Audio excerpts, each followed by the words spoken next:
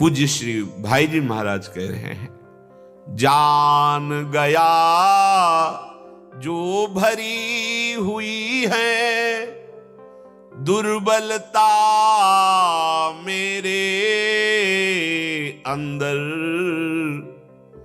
दूर करूंगा उन्हें तुरंत अब मैं प्रभु के बल को पाकर। मैं प्रमाद आलस्य न आने दूंगा, कभी तनिक अभिमान शक्ति प्रेरणा स्फूर्ति सभी सत्ता केवल प्रभु की जान। अब मैं सत्संग से जान गया कि मेरी क्या क्या कमियां हैं। सबसे हाथ जोड़कर कई बार सत्संग में एकांतिक में प्रार्थना करते हैं कि भाई ये जो आप व्यसन करते हो, ये जो आप अपनी जबान के स्वाद के लिए हिंसा वृत्ति का आश्रय लेकर पशुओं का मांस खाते हो, ये जो आप जनेंद्री के सुख के लिए धर्म विरुद्ध काम का सेवन करते हो, व्यभिचार करते हो, धन के लिए दूसरे के सुख का ध्यान न देते हुए आप चोरी करते हो, हिंसा करते हो, जुआ खेलते हो, ये आदतें तुम्हारा सर्वनाश कर देंगी। शास्त्र संत जन जो बात कहते हो अहेतु की कृपा से कहते, तुमसे कोई द्वेष नहीं है।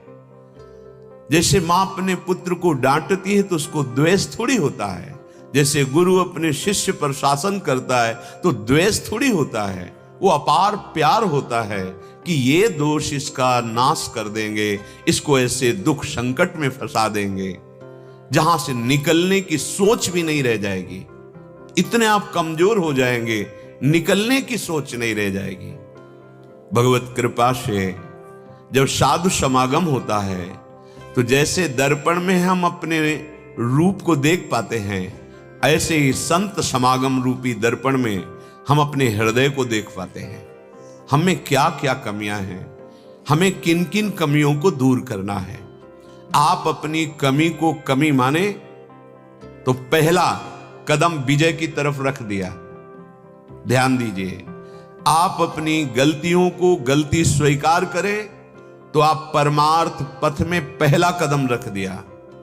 अब उन गलतियों को दूर करने के लिए आपको किसी बलवान की जरूरत है, बल की जरूरत है, क्योंकि ये गलतियां जिन बलशालियों के प्रेरणा से होती हैं उनको आप भौतिक बल से परास्त नहीं कर सकते। जैसे काम है, क्रोध है, लोभ है, मोह है, मद है, मत्सर है, इनको आप भौतिक बल से परास्त नहीं कर सकते। प्राकृतिक उपायों के द्वारा इन पर विजय प्राप्त नहीं की जा सकती। इन पर विजय प्राप्त की जाती भागवतिक बल से, आध्यात्मिक बल से। तो सबसे पहला कार्य सत्संग के द्वारा हमारे हृदय में यह होता है कि हम अपनी गलतियों को स्वीकार करके उनसे दूर हटने के लिए भगवद आश्रय लेते हैं कि हे करुणा निधान, हे पतित पावन प्रभु, हम आपकी शरण में हैं। नींव रख गई उद्धार की, कल्याण की, महासुख की नींव रख गई यदि आपने ऐसा स्वीकार कर लिया। मेरे अंदर विविध दोष हैं, अब मैं जान पाया। हे हरि, हे कृपालु, मैं आपकी शरण में हूं। आप मुझे ऐसा बल दें कि मैं आपके प्रतिकूल आचरणों का त्याग कर सकूं, सदैव आपकी आज्ञा में रह सकूं। नींव रख गई उद्धार की, ये अविनाशी नींव है, ये कभी नष्ट होने वाली नहीं है। अगर आपने प्रभु को स्वीकार किया कि मैं आपकी शरण में हूं। आप कैसे हैं, कौन हैं, कहां के हैं, इस प्रश्न का यहां कोई महत्व नहीं है। आप जैसे हैं, जो भी हैं, जहां के भी हैं, हमारे प्रभु के हैं। प्रभु का दरबार हर समय आपके स्वागत के लिए खुला है। आप हृदय से उनको अपना मानिए, उनकी शरण में होइए और अपना मानना और शरण में होना ये तभी पुष्ट होगा जब आप नाम जप करेंगे। नाम में महाबल छुपा हुआ है।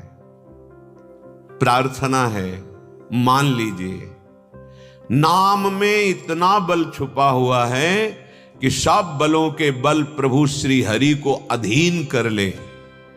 सुमेरी पवन सुत पावन नामू, अपने बस करी राखे रामू।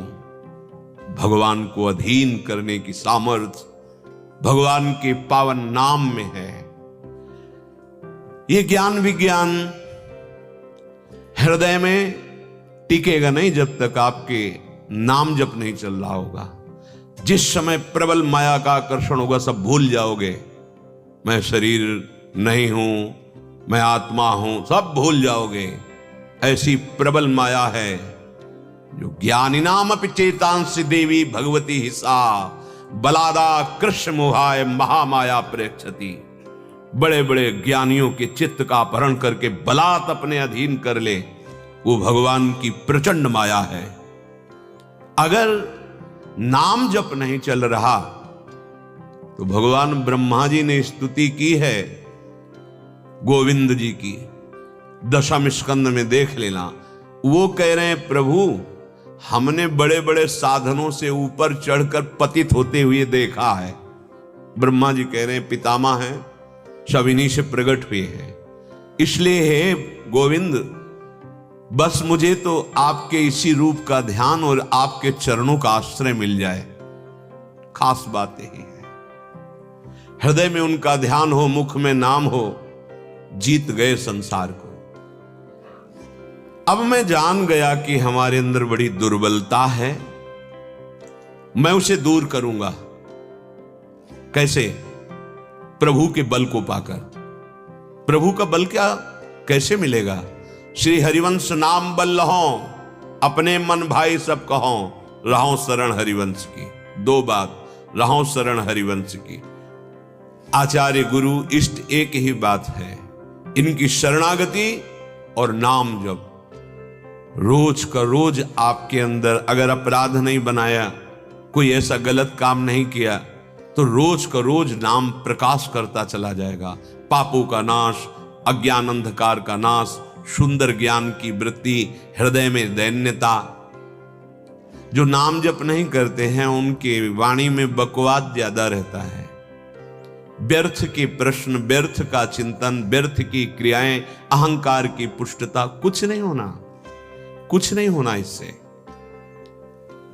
भारी से भारी चमत्कार प्रकृति का वो मायामय ही है।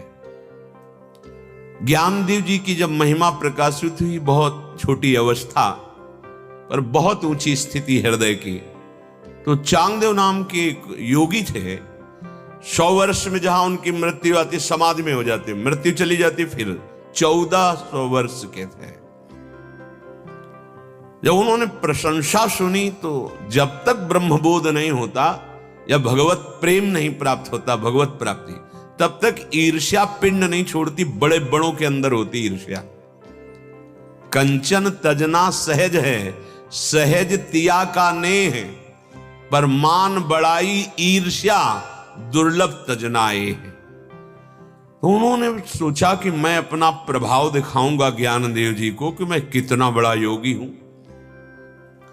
उन्होंने वशीकरण विद्या के द्वारा सिंह को वश में किया और उस पे जैसे कोई घोड़े पे सवार वैसे सवार हो गए और कोबरा नाग की चाबुक वशीभूत करके और उस पे बैठ के चले। कुछ लोग दौड़ के गए, बोले महायोगी चांगदेव सिंह पर बैठकर सांप की चाबुक लेके आ रहे। ज्ञानदेव जी ऐसे चबूतरे पे बैठे हुए थे, मुस्कुरा दिए। जिसकी सर्वम खलमिदम ब्रह्म दृष्टि सिद्ध हो चुकी है, उसके लिए जड़ चैतन्य का भेद नहीं रहता, कोई प्रश्न नहीं रहता, कोई अहम नहीं रहता। मूढ़ता पूर्ण रूप से नष्ट हो जाती है, वो परम पद में जीते जी विराजमान रहता है। उन्होंने चबूतरे से कहा चलो स्वागत के लिए योगी आ रहा है। चबूतरा ऐसे चल पड़ा। वो विचार के हम तो चैतन्य सिंह को, चैतन्य सांप को वश में इनके कहने से जड़ चबूतरा चल रहा है, उतरे साष्टांग लेट गए। तो उन्होंने कहा अभी तुम कोरे के कोरे हो, तुम्हें अभी तत्व बोध नहीं हुआ। अब ये चमत्कार देख करके अच्छे अच्छे के होश उड़ जाते हैं, लेकिन ब्रह्म बोध संपन्न भगवत अनुरागी महात्मा क्या कह रहे हैं, अभी तुम्हें कुछ प्राप्त नहीं हुआ। ये सब प्रकृति जन्य है। परमात्म तत्व का बोध नहीं हुआ, परमात्मा की अनुभूति नहीं हुई, इसका क्या मतलब रहेगा।